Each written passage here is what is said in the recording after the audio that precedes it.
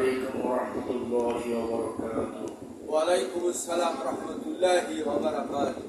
إن الحمد لله والصلاة والسلام على من لا نبي بعده الذي أرسله بالهدى ودين الحق بشيرا ونذيرا وداعيا إلى الله بإذنه وسراجا منيرا.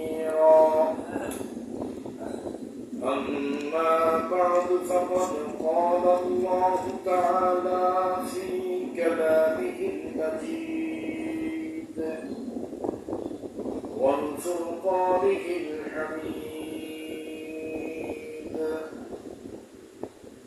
أعوذ بالله من الشيطان الرجيم.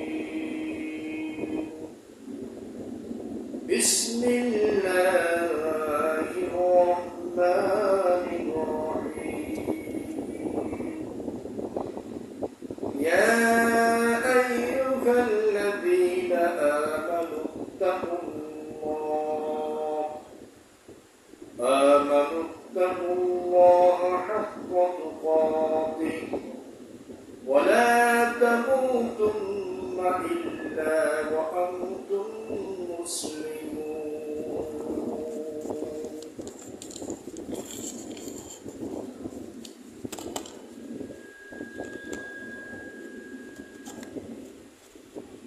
وقال النبي صلى الله عليه وسلم: من صام رمضان ثم أتبعه ستا من شوال كان كصيام الدهر، أو كما قال النبي عليه الصلاة والسلام: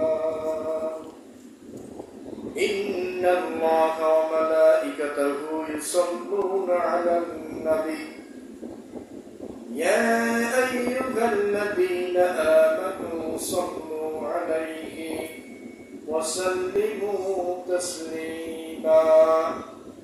شكرا محمد شهيد إبراهيم باكوري. اللهم صل على محمد وعلى آل محمد كما صليت على إبراهيم وعلى آل إبراهيم إنك حميد مجيد. اللهم بارك على محمد وعلى آل محمد كما باركت على إبراهيم وعلى آل إبراهيم إنك حميد مجيد. صدق الله مولانا العظيم وصدق رسوله النبي الكريم، ونحن على ذلك من الشاكرين والشاكرين، والحمد لله رب العالمين. শুকরিয়া আদায় করছি মহান রব্বে কারীমের দরবারে,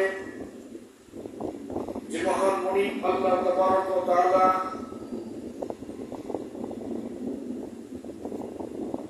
এক মাস যাবত পবিত্র মাহে রমজানের সিয়াম সাধনা করে পবিত্র শাওয়াল মাসের প্রথম জুমায় আমাদের মতো কিছু বান্দাকে একত্রিত হয়ে আল্লাহ পাকের মহান হুকুম জুমার নামাজ আদায় করার উদ্দেশ্যে মসজিদে আসার বসার কিছু কথা বলার এবং শোনার তৌফিক দান করলেন। সে মহান মুনিব আল্লাহ তাআলার দরবারে আলিশানে শুকরে সুজুদ আদায় করি, সকলেই সমস্বরে বলি আলহামদুলিল্লাহ। আল্লাহ রব্বুল ইজ্জত ওয়াল জালাল অত্যন্ত দয়া করে, মায়া করে, ভালোবেসে, মহব্বত করে আমাদেরকে পবিত্র মাহে রমজান দান করেছিলেন। সে মাহে রমজানে দীর্ঘ এক মাস যাবত আমরা নামাজ, রোজা, তাসবিহ, তাহলিল, কোরআনে কারীমের তেলাওয়াত তথা তাকওয়া অর্জন এবং সিয়াম সাধনার মধ্য দিয়ে আমরা কাটিয়ে দিয়েছি, কি বলেন? তো আল্লাহ রাব্বুল আলামিন মাহে রমজানুল মুবারকের পরে গুরুত্বপূর্ণ একটি মাস শাওয়াল মাস আমাদেরকে দান করেছেন। শাওয়াল মাসে আমরা উপনীত হয়েছি। তো এই মাসের আমল কি কি? রমজানের বিদায়ের পর একজন মুমিনের করণীয় এবং তার জীবন চলার পাথেও কিভাবে অর্জন করতে হবে সেই বিষয়ে আজকের আলোচনা এবং শাওয়াল মাসের আমল সংক্রান্ত আলোচনা। তো আজকের আলোচনার দুইটা ভাগ রয়েছে। একটা হচ্ছে রমজানের বিদায়ের পর একজন মুমিন তার জীবন কিভাবে পরিচালনা করবে, এটি একটি বিষয়। আর দ্বিতীয় বিষয়টি হচ্ছে শাওয়াল মাস, এটা আরবি বৎসরের 10ম মাস। কত? আরবি বৎসরের 10ম মাস। এই শাওয়াল মাসে আমাদের নির্ধারিত কিছু আমল রয়েছে। আল্লাহর পয়গম্বর মুহাম্মদ রাসূলুল্লাহ সাল্লাল্লাহু আলাইহি ওয়াসাল্লাম উম্মতদেরকে বিশেষ কিছু আমল করার জন্য নির্দেশ দিয়েছেন। তো সে আমলগুলো কি কি সেগুলো সম্পর্কে আমরা জানবো ইনশাআল্লাহ। তো মাহে রমজানে আমরা যে আমলগুলো করেছিলাম বা যে আমলগুলোর সাথে জড়িত ছিলাম, প্রথম যে বিষয়টা সেটা হচ্ছে তাকওয়া ও নেক আমলের ধারাবাহিকতা। এটা আমাদেরকে বজায় রাখতে হবে। এমন নয় যে রমজান চলে গেছে তাই বলে আমাদের নেক আমল বন্ধ হয়ে যাবে, তাকওয়া বন্ধ হয়ে যাবে, এমনটা নয়। বরং মাহে রমজানে আমরা যেমন তাকওয়া অর্জন করেছি, যে খোদা ভীতি অর্জন করেছি, যে আল্লাহ ভীতি অর্জন করেছি, এটা আমাদেরকে বাকি 11 মাস যাবত বজায় রাখতে হবে। এর ধারাবাহিকতা কি রাখতে হবে ভাই? বজায় রাখতে হবে। আল্লাহ তাআলা বলেন, ইয়া আইয়ুহাল্লাযীনা আমানুত্তাকুল্লাহা হাক্কা তুকাতিহি ওয়া লা তামুতুন্না ইল্লা ওয়া আনতুম মুসলিমুন। সূরা আলে ইমরান 102 নম্বর আয়াতে আল্লাহ তাআলা এই কথাটি বলেছেন, হে ঈমানদারগণ, তোমরা আল্লাহকে ভয় করো। কাকে ভয় করতে হবে? আল্লাহকে ভয় করতে হবে। সাথে সাথে আল্লাহ তাআলা বলেন, ওয়ালা তামুতুন্না ইল্লা ওয়া আনতুম মুসলিমুন। আল্লাহ তাআলা বলেছেন, ইত্তাকুল্লাহা হাক্কা তুকাতিহি। আল্লাহকে ভয় করো, ভয় করার মতো। কেমন ভয় করতে হবে? ভয় করার মতো। আর সাথে সাথে ওয়ালা তামুতুন্না ইল্লা ওয়া আনতুম মুসলিমুন। আল্লাহ তাআলা বলেছেন যে খবরদার, তোমরা প্রকৃত মুসলমান না হওয়া পর্যন্ত মৃত্যু বরণ করিও না। তাহলে এই আয়াতে আমরা পাইলাম 1 নম্বর শর্ত হচ্ছে আল্লাহ তাআলাকে ভয় করতে হবে। 2 নম্বর শর্ত হচ্ছে প্রকৃত মুমিন হয়ে আমাদেরকে মৃত্যুবরণ করতে হবে। এই শিক্ষাটা আমরা পেয়েছি কোথা থেকে? এই শিক্ষাটা আমরা পেয়েছি রমজান মাস থেকে। সুতরাং এই শিক্ষা আমাদেরকে অব্যাহত ভাবে ধরে রাখতে হবে, বাদ দিলে চলবে না। কিন্তু দুঃখ পরিতাপের বিষয় হচ্ছে মাহে রমজানও শেষ, আমাদের অনেকের আমলও কি বন্ধ হওয়ার মতো অবস্থা হয়ে গেছে। কি বলে না? রমজানও শেষ, নামাজও শেষ। রমজানে যেমন আমরা নামাজ আদায় করতাম, নফল নামাজ পড়তাম, এগুলো মনে হচ্ছে যে রমজান পর্যন্ত সীমাবদ্ধ, তারপরে আর নাই। এরকম না, বরং তাকওয়া ও নেক আমলের ধারাবাহিকতা এটা বজায় রাখতে হবে। 2 নম্বর বিষয় হচ্ছে নেক আমল সাময়িকের জন্য নয়, বরং আজীবন ধরে রাখতে হবে। কতদিন ধরে রাখতে হবে? আজীবন ধরে রাখতে হবে। আল্লাহ রাব্বুল আলামিন বলেন, ফাসাব্বিহ বিহামদি রাব্বিকা ওয়া কুম মিনাস সাজিদিন ওয়া'বুদ রাব্বাকা হাত্তা ইয়াতিয়াকাল ইয়াকিন। সূরা হিজরের 99 নম্বর আয়াতে আল্লাহ তাআলা এই কথা বলেছেন। আল্লাহ তাআলা বলেন, ফাসাব্বিহ, তোমরা তাসবিহ পাঠ করো, আল্লাহ তাআলার প্রশংসা করো, বিহামদি রাব্বিকা, আল্লাহ তাআলার প্রশংসা করো, ওকুম মিনাস সাজিদিন, আর সেই আল্লাহকে কি করো? সিজদা করো, তার ইবাদত করো, ওয়া'বুদ রাব্বাকা, সেই রবের ইবাদত করো, হাত্তা ইয়াতিয়াকাল ইয়াকিন, যতক্ষণ পর্যন্ত তোমরা শেষ অবস্থায় না পৌঁছে যাও। তো ইয়াকিন শব্দের ব্যাখ্যায় আল্লামা ইবনে কাসির রাহমাতুল্লাহ আলাইহি তার বিখ্যাত তাফসীর গ্রন্থ ইবনে কাসিরের 4th খণ্ড 553 পৃষ্ঠায় ইয়াকিন শব্দের ব্যাখ্যায় লিখেছেন, ইয়াকিন হচ্ছে একজন মানুষ যখন মৃত্যুবরণ করে, অর্থাৎ সর্বশেষ অবস্থায় যখন পৌঁছে, ইয়াকিন বলতে এখানে মৃত্যুকে বোঝানো হয়েছে। অর্থাৎ একজন মানুষ যখন তার জীবনের সর্বশেষ অবস্থায় পৌঁছে, সেই শেষ অবস্থাটাকে এখানে উদ্দেশ্য করে বলা হয়েছে যে তোমরা ততক্ষণ পর্যন্ত আল্লাহ তাআলার ইবাদত করতে থাকো, আল্লাহর গোলামি করতে থাকো, আল্লাহর দাসত্ব করতে থাকো, যতক্ষণ পর্যন্ত তোমাদের বিশ্বাস বাকি থাকে, অর্থাৎ মৃত্যু পর্যন্ত তোমরা আল্লাহ তাআলার দাসত্ব আর গোলামি করতে থাকো। বলেন সুবহানাল্লাহ। তো এই জন্য আমাদেরকে নেক আমল সাময়িকের জন্য নয়, বরং আজীবন এটা ধরে রাখতে হবে। যতদিন পর্যন্ত আমাদের মৃত্যু হয় নাই, মৃত্যুর আগ পর্যন্ত আমাদেরকে কি করতে হবে? নেক আমল ধরে রাখতে হবে, নেক আমল করে যেতে হবে। 2য় নম্বর বিষয় হচ্ছে কুরআন তেলাওয়াত ও কুরআনী তাদাব্বুর চালিয়ে যেতে হবে। আল্লাহ তাআলা বলেন, ওয়ারাত্তিলিল কুরআনা তারতিলা,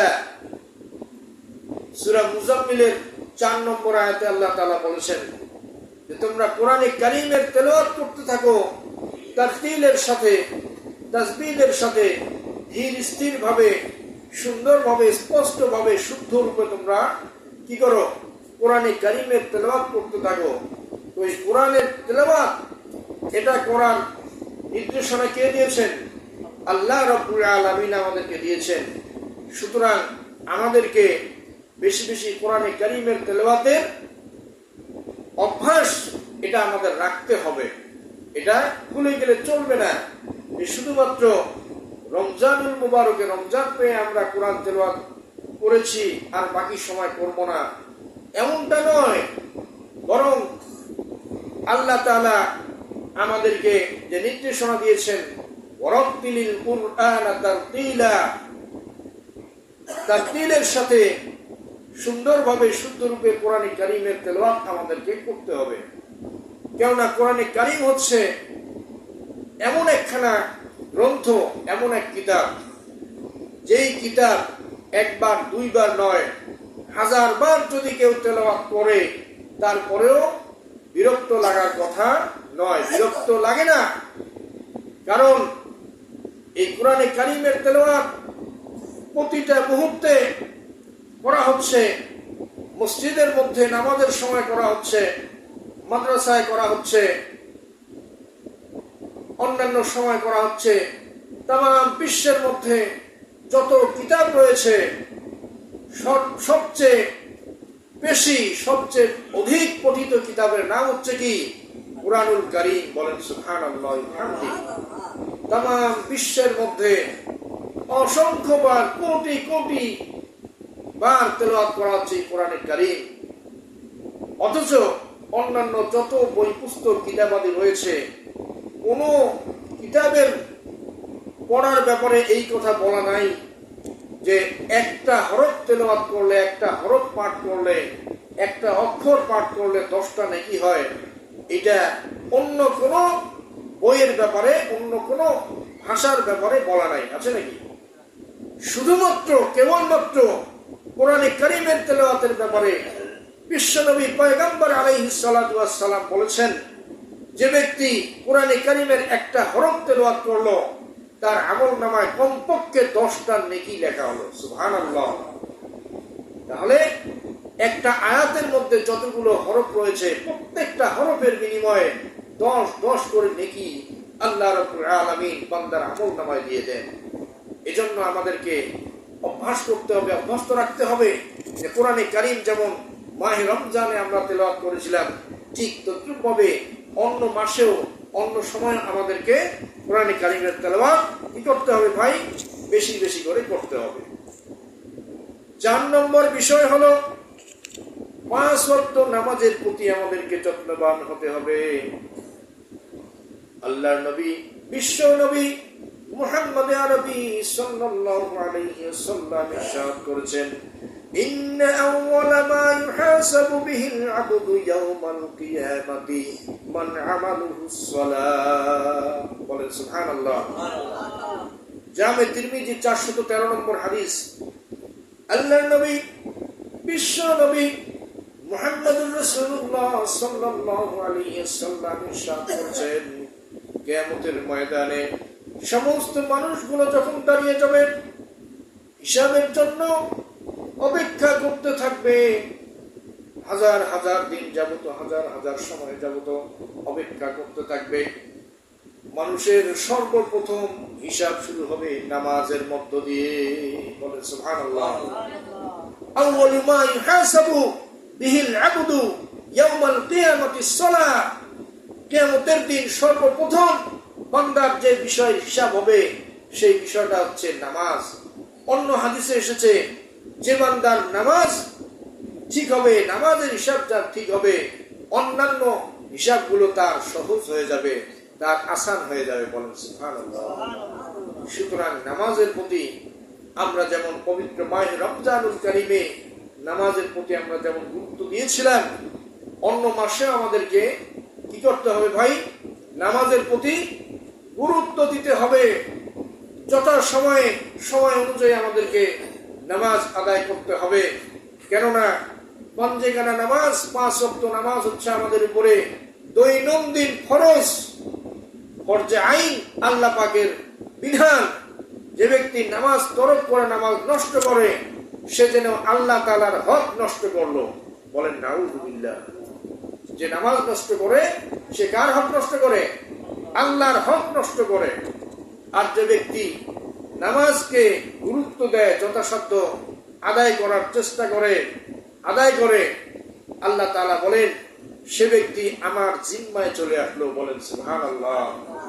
নামাজের কারণে আল্লাহ রাব্বুল আলামিন বান্দাকে দুনিয়াতে সম্মানিত করেন, দুনিয়াতে ইজ্জত দান করেন, আর আখিরাতে আল্লাহ রাব্বুল আলামিন নামাজীদেরকে ইজ্জত দান করবেন। কিভাবে ইজ্জত দান করবেন? বিশ্বনবী মুহাম্মদুর রাসূলুল্লাহ সাল্লাল্লাহু আলাইহি ওয়াসাল্লাম ইরশাদ করেছেন, কিয়ামতের ময়দানে বান্দাদের যখন হিসাব শুরু হয়ে যাবে, মানুষ পেরেশান হয়ে যাবে, হয়রান হয়ে যাবে, না জানি আজকে আমার কি হয়, না জানি আজকে আমার আমলের কি অবস্থা হয়। প্রত্যেকটা মানুষ যখন নফসি নফসি বলে কান্নাকাটি শুরু করতে থাকবে, ঠিক ওই সময় আল্লাহ রাব্বুল আলামিন মুমিন বান্দাদেরকে ডাকবেন। মুমিন বান্দাদেরকে ডেকে ডেকে আল্লাহ রাব্বুল আলামিন আপন কুদরতের কারিশমায় আপন কাছে ডেকে নিয়ে আল্লাহ রাব্বুল আলামিন বান্দাদের হিসাব করবেন। আল্লাহ রাব্বুল আলামিন নেককার বান্দাদেরকে ডাকবেন, আর পর্দার অন্তরালের মধ্যে নিয়ে যাবেন, আর বলবেন, বান্দা তুমি যে নামাজ আদায় করেছো, নামাজের মধ্যে তোমার এই ত্রুটি ছিল। এবার আল্লাহ রাব্বুল আলামিন বলবেন, বান্দা তোমার জীবনে চলার পথে তুমি কি এই গুনাহ করেছো? বান্দা অকপটে স্বীকার করবে, আল্লাহ হ্যাঁ আমি সব গুনার কাজ করে ফেলেছি। কারণ স্বীকার না করে কোনো উপায় নাই, আছে নাকি?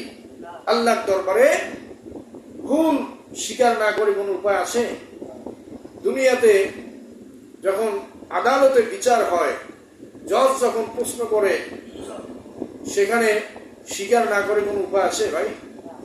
তো ঠিক তদ্রুপভাবে আল্লাহ তাআলা কিয়ামতের আদালত যেদিন কায়েম করবেন, সেই দিন আল্লাহ তাআলা মুমিনদেরকে ডাকবেন। কারণ আমরা মুমিন যারা, আমরা যত ইবাদত বন্দেগী করি না কেন, যত আমলেই করি না কেন, আমাদের মধ্যেও কিছু না কিছু ভুল ত্রুটি থেকে যায়, কি বলে, থাকে না? তো এই কারণে মুমিনদেরকে আল্লাহ তাআলা খাস কামরার ভিতরে ডাকবেন, খাস কামরার ভিতরে ডেকে বলবেন যে বান্দা, তুমি যে নামাজ পড়ার পাশাপাশি এই এই গুনার কাজগুলো করেছো, এটা কি তুমি সত্যিই করেছো? আল্লাহ তাআলা সবকিছু জানেন। তারপরে বান্দাকে জিজ্ঞেস করবেন। বান্দা তখন হয়রান হয়ে যাবে, পেরেশান হয়ে যাবে যে না জানি আজকে আমার কি উপায় হয়ে যায়, না জানি আজকে আমার জাহান্নামের ফয়সালা হয়ে যায় নাকি। তো এই জন্য বান্দা স্বীকার করবে যে হ্যাঁ আমি এটা করেছি। আল্লাহ তাআলা তখন বলবেন যে বান্দা, আমি দুনিয়াতেও তোমার দোষ গোপন রেখেছিলাম, আর আজ কিয়ামতের ময়দানে কোটি কোটি মানুষের সামনেও তোমাকে আমি বেইজ্জত করি নাই, বেইজ্জত করবো না। এই জন্য আমি তোমাকে কাছে ডেকে নিয়ে তোমার হিসাবটা সহজ করে দিলাম। যা রে বান্দা যা, তোর জীবনের ভুল ত্রুটি ক্ষমা করে দিয়ে তোকে জান্নাতের ফয়সালা করে দিলাম। সুবহানাল্লাহ বলে না দাও? সুবহানাল্লাহ বলতে পয়সা লাগে নাকি? সবাই জোরে সোরে বলেন সুবহানাল্লাহ। তো নেককার বান্দা বান্দি যারা হবে, নেক আমল করতে হবে, করে যেতে হবে।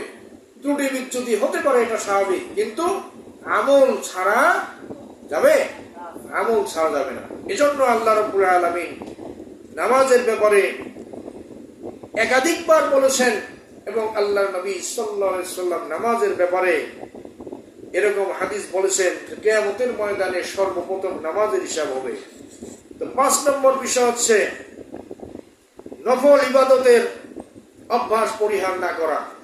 যেমন নাকি আমরা মাহে রমজানে অনেকে নফল ইবাদত করতাম, নফল নামাজ পড়তাম, সাহরির সময় উঠে ফজর হওয়ার আগ পর্যন্ত আমরা কি করতাম? তাহাজ্জুদের নামাজ আদায় করতাম। কি ভাই, ঠিক না? এই অভ্যাসটা ধরে রাখতে হবে। আল্লাহর নবী হাদিসে পাকে ইরশাদ করেন, আহাব্বুল আমালু ইলাল্লাহি আদওয়ামিহা ওয়া ইন ক্বাল্লা। আল্লাহ তাআলার নিকট ওই আমলটা হচ্ছে সবচেয়ে পছন্দনীয় যে আমলটা সব সময় করা হয়। সে আমলটা যদি ছোটও হয়, নিয়মিত করার কারণে আল্লাহ তাআলা ওই আমলকে বেশি পছন্দ করেন। বলেন সুবহানাল্লাহ। যে আমলটা নিয়মিত করা হয়, অর্থাৎ কোন ব্যক্তি নিয়মিত 2 রাকাত করে নফল নামাজ পড়ে, এই নফল নামাজটা আল্লাহ তাআলার কাছে অনেক পছন্দনীয়। কেন? ছোট হলেও সে নিয়মিত এটা করে। এই কারণে এই নফল নামাজ, এটা আমাদেরকে আমল করতে হবে, আমলে রাখতে হবে। কারণ নফলের মাধ্যমে বান্দা আল্লাহ তাআলার এত কাছাকাছি পৌঁছে যায় যে নফলের মাধ্যমে বান্দার এত কাছাকাছি পৌঁছে যায় যে ফেরেশতারা পর্যন্ত এই বান্দার মর্যাদাকে বুঝতে পারে না। এবং কিয়ামতের ময়দানে বান্দার ফরজের মধ্যে যখন ঘাটতি হয়ে যাবে, আল্লাহ তাআলা বিভিন্ন বাহানা তালাশ করবেন, বিভিন্ন ওসিলা তালাশ করবেন, এবং ফেরেশতাদেরকে বলবেন যে ফেরেশতারা দেখো তো এই বান্দার কোন নফল আছে কিনা। এরপরে তার বিভিন্ন নফল আমলগুলো এনে ফরজের ঘাটতি পূরণ করে আল্লাহ তাআলা ওই বান্দাকে নাজাত দিয়ে দিবেন। সুবহানাল্লাহ। তাহলে নফলের গুরুত্ব আছে না নাই? হ্যাঁ, আছে। এই কারণেই প্রত্যেক নামাজের সাথে নফল নামাজ দেয়া হয়েছে। কি ভাই, হয়েছে না? জুমার দিনে আমরা যখন মসজিদের মধ্যে প্রবেশ করব, 2 রাকাত নফল নামাজ আমরা আদায় করব। কিন্তু আমাদের অবস্থাটা এমন হয়ে গেছে যে আমরা নফল নামাজ পড়া তো দূরের কথা, আমরা যখন বয়ান শুরু হয় তার আগ মুহূর্তে আমরা আসি, আবার ফরজ নামাজ শেষ হওয়ার সাথে সাথে আমরা চলে যাই। এটা কি হলো? জুমার দিনে আগে আগে আমরা আসবো, প্রথমে 2 রাকাত নফল নামাজ আমরা আদায় করব, আদায় করে বসে যাব, ইমাম সাহেবের কথা শুনবো, খুতবা শুনবো, এরপর ফরজ 2 রাকাত নামাজ আদায় করব, তারপর আমরা ক্বাবলাল জুমার নামাজ আদায় করব, বাদাল জুমার 4 রাকাত নামাজ আদায় করব, এরপর সর্বশেষ 2 রাকাত নফল নামাজ পড়ে আমরা বিদায় নেব। এটা হচ্ছে জুমার দিনের আমল। এরকম ভাবে প্রত্যেক ওয়াক্ত, যেমন জোহরের নামাজে নফল নামাজ রয়েছে, আসরের নামাজের